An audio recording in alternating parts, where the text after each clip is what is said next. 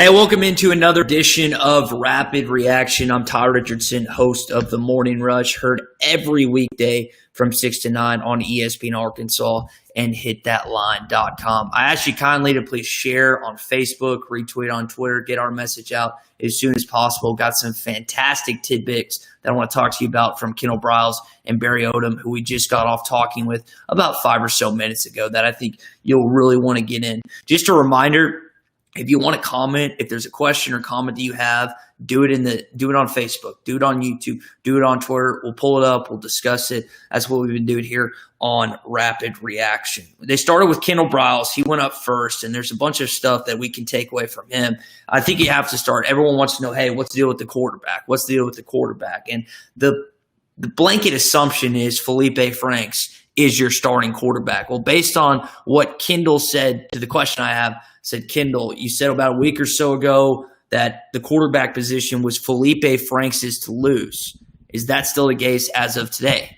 He said, yes, sir. And he ended it right there. So it seems like that it's pretty just this is the answer. Felipe Franks, barring an injury, knock on wood, is going to be your starting quarterback. And I asked him he's had some really good quarterbacks in his time at different schools. He's had Jason Driscoll, who was really good at Florida Atlantic. He's had De'Aaron Keene, who's really good at Houston. Seth Russell, Bryce Petty, both really quality Baylor quarterbacks. And I asked, hey, is there any comparison or anything? He said, I don't want to compare them to old guys. But what he did say is Felipe has a great work ethic. He's seen the leadership in that locker room that Felipe is commanding.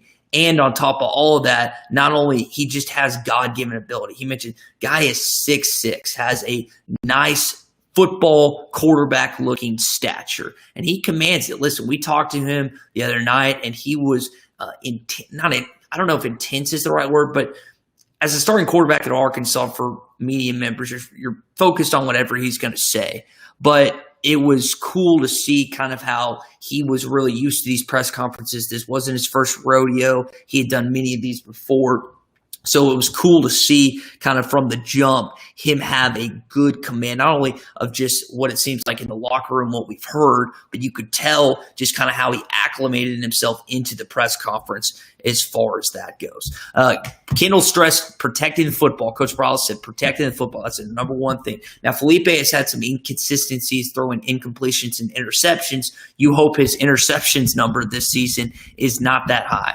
Arkansas can ill afford to give up the ball, to give up opportunities to put in the end zone or put points on the board. Turnovers have plagued the Razorbacks, not just in the Chad Morris era, but in the Brett Bielema era. Go back to John L. Smith, even the Bobby Petrino era to some extent. But I guess if you want to just keep going, turnovers are plagued. Heck, turnover plagued you, all the way back in 69 when you threw that pick in either third or fourth and goal. I think it was fourth and goal in the shootout, but so that's a part that he is continuously stressing with his offense. Can't have turnovers. That's a big part of their preaching every single day.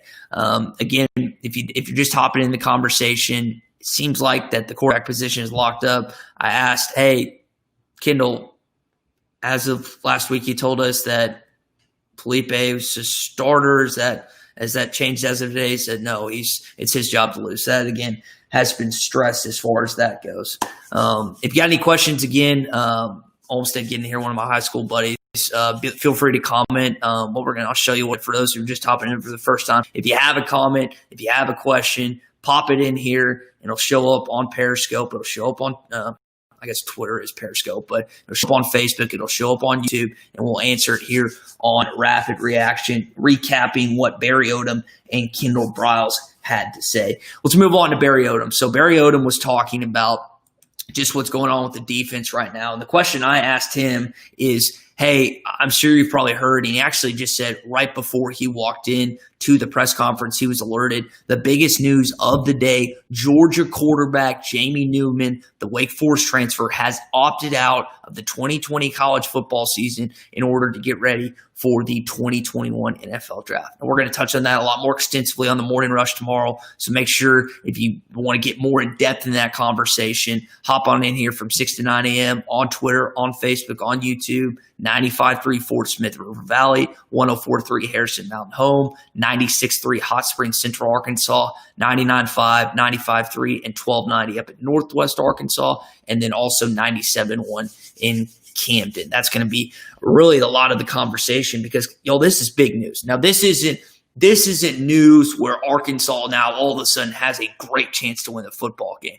I've seen conflicting reports who was winning the reps, who was winning in what they've been going through practice and stuff. I've seen some people say Newman was clearly the above. I've seen others say, well, Daniels was actually doing good. For those who don't know, JT Daniels tore his ACL back in 2019, and I believe the first game of the season. So he's having to rehab it. He has technically not been cleared. This was as of 2 days ago. I need to find some more updated information. I think we're going to talk to Mike Griffin on Friday on the Morning Rush, just talking about what's going on down there on the trenches there in Athens. But to my knowledge, he has not been cleared. So that's important for a number of different reasons. One, Jamie Newman was a top 3 Heisman candidate. Look at the boards. It was Trevor Lawrence, it was Justin Fields, and it was Jamie Newman. Those were the 3 guys you consistently saw when it came to Heisman betting numbers. He's gone.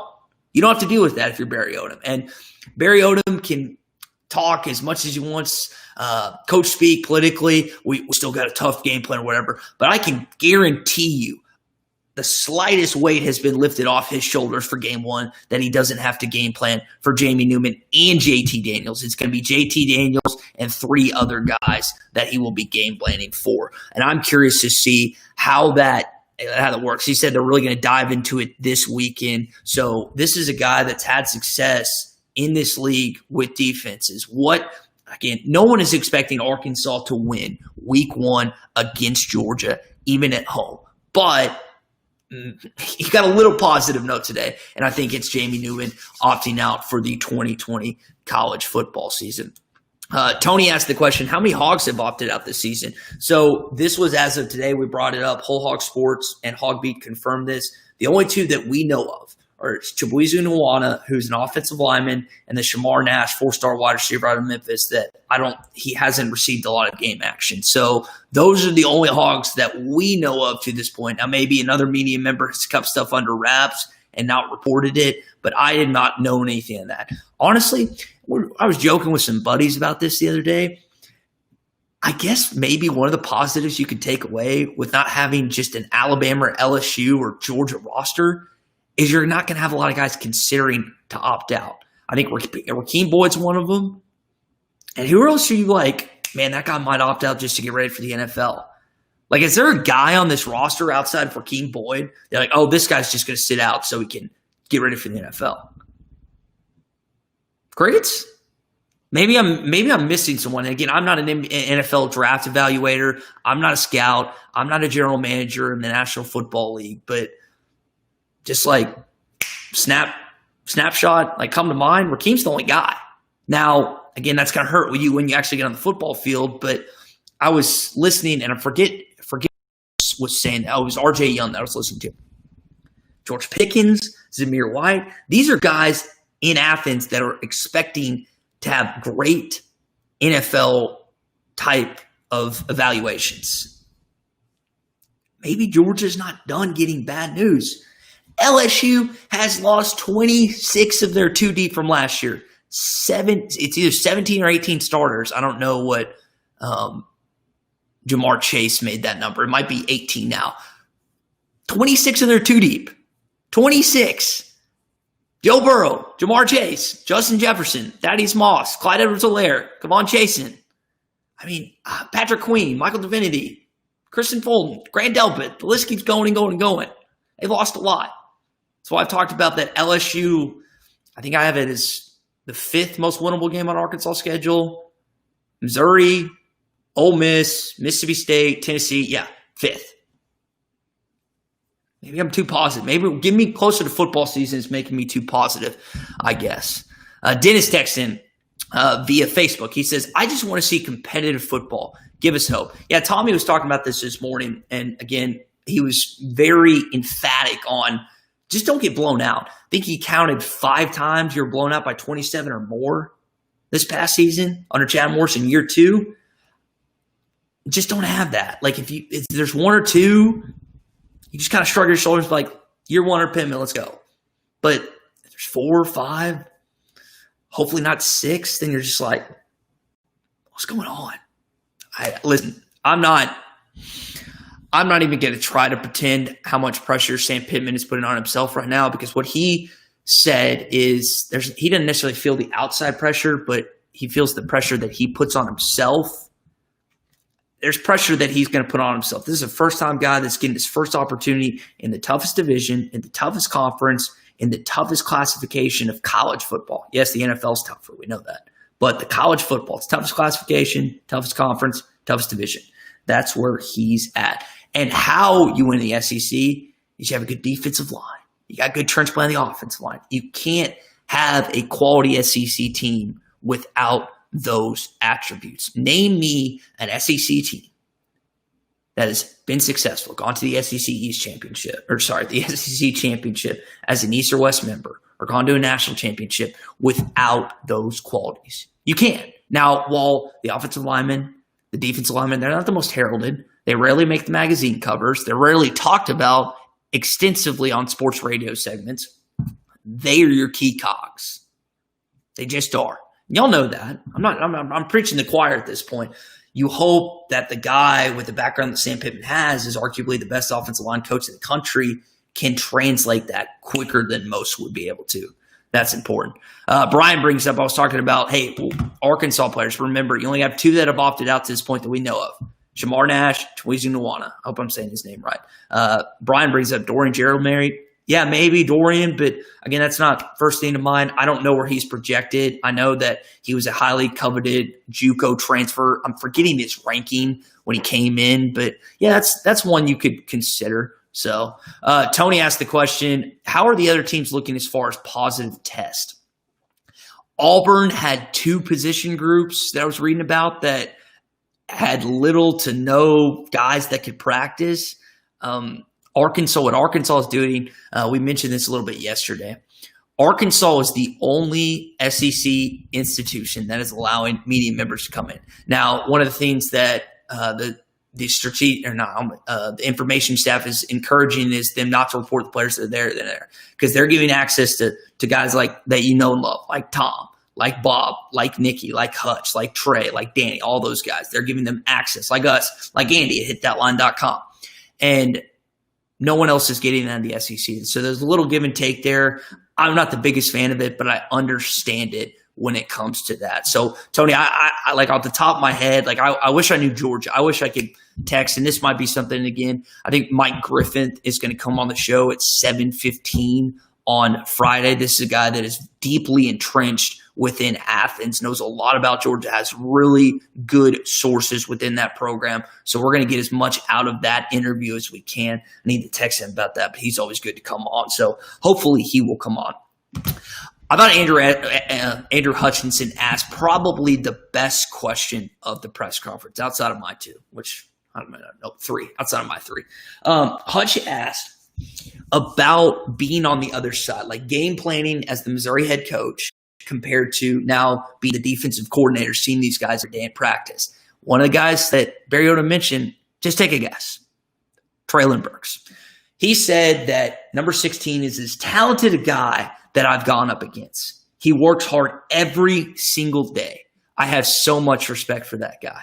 Yeah, I wish Chad Morris and Joe Craddock had respect for him, because then he would probably have more than 475 yards and have a touchdown this past season.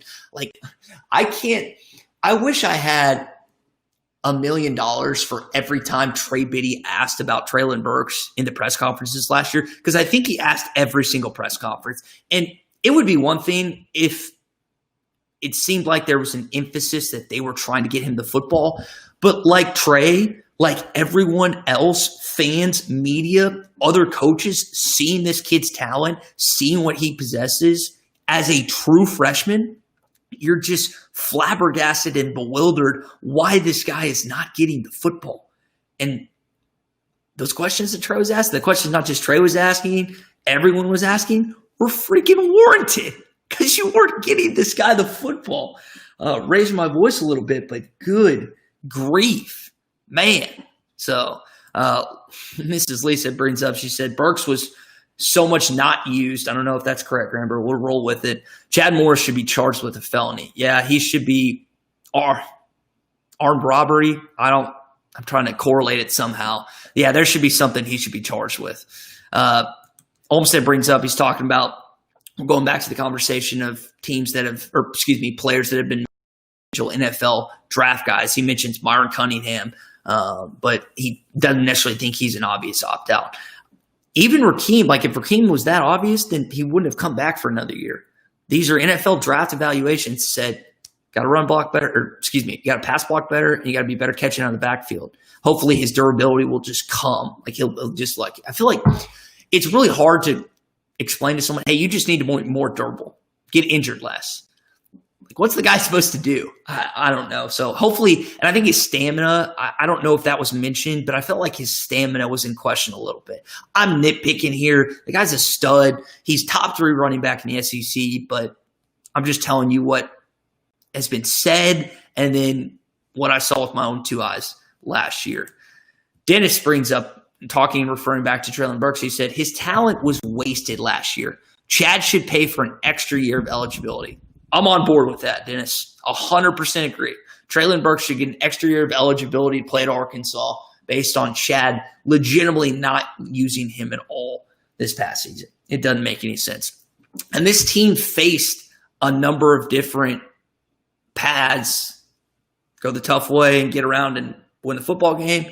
Go the easy way, shortcut and lose. Well, they took the shortcut every single time. I know Portland State. I know Colorado State. I mean, are we really going to celebrate those wins? Are we really going to celebrate Eastern Illinois and Tulsa? Are we really starting to do that as Arkansas Razorback fans? No, we're not. Adversity is going to hit this college football season. Barry Odom summed up the end of the press conference, and I thought a pretty magnificent way. We understand there's going to be some adversity, but how are you going to respond to it? And by you, he's talking about the football team. And he said he feels like there's hunger within that football team. I hope there's hunger. As a fan base, the fan base is rabid right now, and with good reason. Now, there's a rabid fan base in Auburn, Alabama, which should not be as crazy as they are. Arkansas fans have been starved for winning, and it's actually okay that they are a little rabid based on what you've contributed to the program, based on the money, the blood, the sweat, and tears that you work your tail off every single year to go to an Arkansas football game. Some of you are season ticket holders. Some of you make just enough to go to 1 game, 2 games, whatever the case may be. Either way, it's your hard-earned money when it comes to this. And you don't want to invest something that's not going to give you dividends, that's not going to give you returns. 2010, 2011, fantastic investments. 2006, unbelievable investment. 02, 98.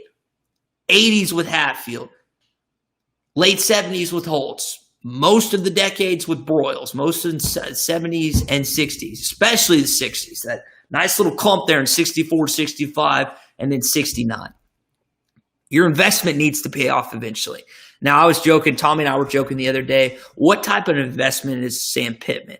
And I jokingly said mutual fund because he's going to be here for a while and you're just going to gradually keep going up and up.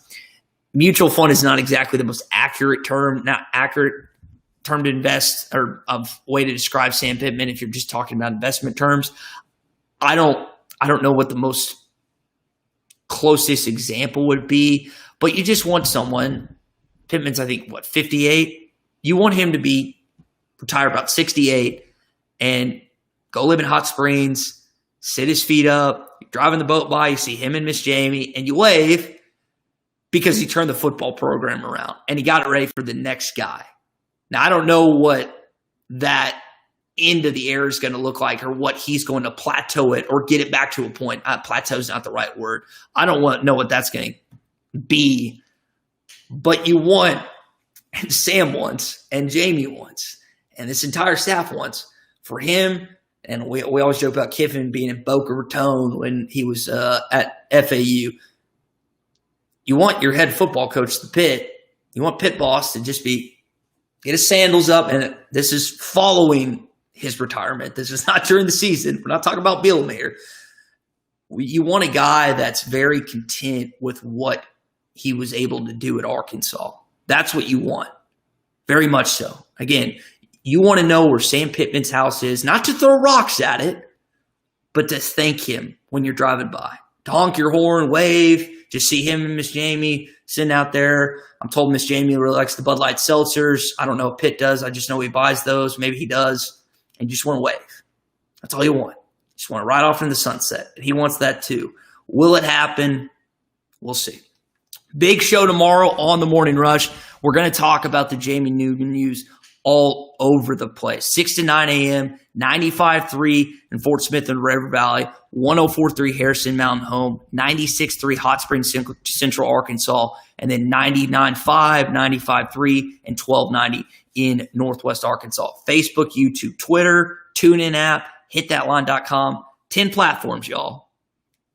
10 platforms. That's what we do here on the Morning Rush in ESPN Arkansas. And you'll hear the same thing, not the exact same thing, obviously, but you'll hear some great content coming from Jenkins, Matty T, and Mr. Phil Ellison at 12 on halftime. And then you'll also hear some, I don't know what you're going to hear from Rusty and Zach, to be honest, but they will be on at 3 o'clock. So that's going to do it for this edition of, we'll close out here.